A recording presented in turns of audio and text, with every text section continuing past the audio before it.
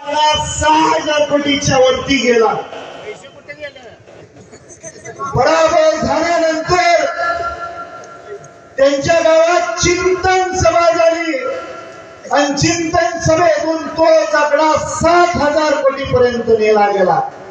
अरे दादानो, 7,000 कोटी आणलं तर आता रस्ता काय देताय, आता डीपे काय देताय, गेला पैसा कुठे?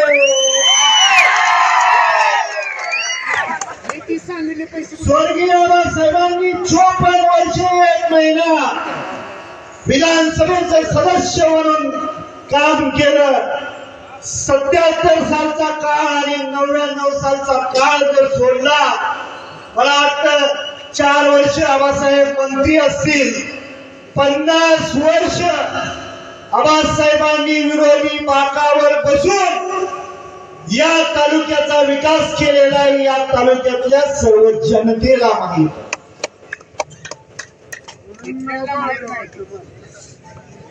आज या कोल्हापुराचे उमेदवार सन्माननीय छायाताई सोपान खोळेकर, तुम्हाला सर्वांना माहित आहे सोपानदाजी आणि तुकारामदाजीची तोडगोळी.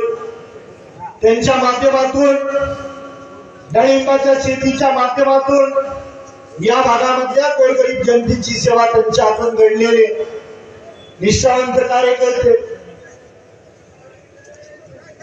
नारायण तात्यांनी जोडणी आणि आदित पंचायत समिती गणाची सेवा केली, अकाली निधन झालं. त्यांच्या वडील स्वर्गीय शामराव पाटलांनी सुद्धा त्याच पद्धतीने शेका पक्षाचं काम करत असताना त्या भागातली सेवा केली. आज वडिलांचं छत्रछाया हरवल्यानंतर या पक्षाची रीत आहे म्हणून अमृत पाटलांना आपण उमेदवारी देत असताना घरातल्या प्रत्येक गावातल्या कार्यकर्त्याला विचारलं की बाबांनो, तात्यांचं अकाली निधन झाले, आपण द्यायची का? प्रत्येक गावाने सांगितलं आमची माघार आहे फक्त आणि फक्त आम्ही अमृत पाटलाच्या पाठीमागे आहे.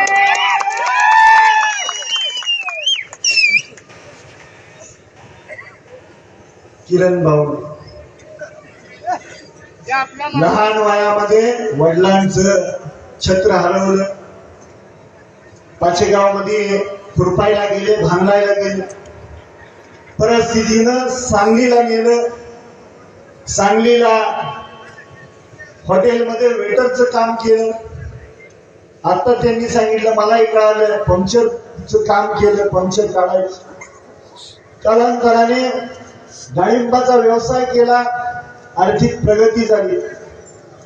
कालांतराने प्लॉटिंगच्या व्यवसायामध्ये गेले, खूप चांगल्या पद्धतीनं पारदर्शक व्यवसाय केला आणि आसपासच्या तालुक्यामध्ये चांगला यशस्वी उद्योजक म्हणून ते नावारूपाला आले. काल बापूंनी जे केलं ते फक्त किरण भाऊचा अवमान नव्हता, या गटातल्या गोरगरीब शेतकऱ्याची जी पोरं कष्टाने यशस्वी होतात अशा सर्व मायबाप जनतेचा बापूने अवमान केलेला आहे, हे विसरून चालणार नाही. माझ्या कार्यकर्त्याला, माझ्या पक्षाच्या कार्यकर्त्याला किरण्या म्हणणं हा अवमान शेतकरी कामगार पक्ष कदापि सहन करणार नाही.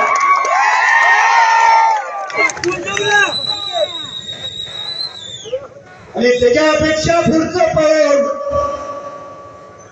बापू माझ्या कार्यकर्त्याला जेलमध्ये घालण्यापेक्षा तुमचं सरकार आहे, मी गणपतराव देशमुख साहेबांचा नातो आहे, मला जेलमध्ये घालून दाखवा. कशाला गरीबाच्या मागे लागलाय? आणि इथून पुढच्या काळात ज्या पद्धतीने 50-60 वर्षाच्या काळामध्ये स्वर्गीय आबासाहेबांनी या तालुक्यामधल्या गोरगरीब जनतेची सेवा करत असताना दीपक आबांनी साथ दिली, पण या दोघांनी सुद्धा या तालुक्यातल्या गोरगरीब जनतेवर अन्याय करण्याची भाषा कधी केली नाही, दडपशाहीची भाषा कधी केली नाही. तुम्हाला कुणाला जरी बघायचं असेल तर शेतकरी कामगार पक्षाच्या कार्यकर्त्याला कुणाच्याही केसाला बाबासाहेब देशमुख हात लावून देणार नाही. जे करायचं आहे ना, लोकप्रतिनिधी म्हणून मला करा, पण माझ्या या तालुक्यातल्या गोरगरीब जनतेला तुमच्या दादागिरीने दाबण्याचा प्रयत्न करू नका. ज्या सभेमध्ये तुम्हाला पराभवाची शंका आणि तुमच्या उमेदवारांची, त्याच पूर्वी आबासाहेबांचं नाव घ्यावं लागलं तुम्हाला. आमच्या नेत्याचं नाव घेतल्याशिवाय तुम्हाला सभा करता येत नाही. आणि आमच्या नेत्याच्या कार्यकर्त्याला जेलमध्ये भाषा करता जेलमध्ये घालायची ही विचारसरणी या तालुक्याला कधी शिवली नाही आणि भविष्यात आम्ही कधी शिवू देणार नाही. हा माझा तुम्हाला शब्द आहे.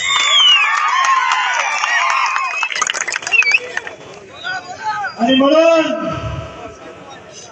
जर कोणाला धाडस करायचं असेल तर बाळासाहेब देशमुखच्या समोर येऊन जेलमध्ये घेऊन जावा. उद्या येतो, आता येतो, पण माझ्या कार्यकर्त्याला मी हात लावू देणार नाही. माझ्या तेवढी धमक आहे.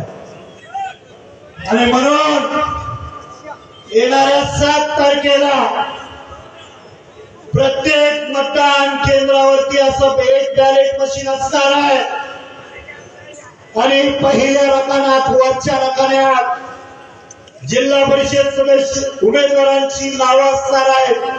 5 नंबरला पांढरे किराप्पा महादेव आणि खालच्या रकान्यामध्ये पंचायत समितीच्या उमेदवारांची नावं असणार आहेत.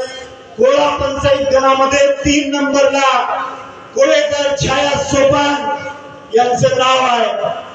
आणि हतीत पंचायत समिती गणामध्ये 2 नंबरला पाटील अमृत नारायण यांचं नाव आहे.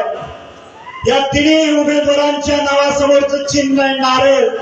आणि नारळासमोरचं बटन दाबून बहुसंख्य रूपाने मतदानरूपी आशीर्वाद द्यावा.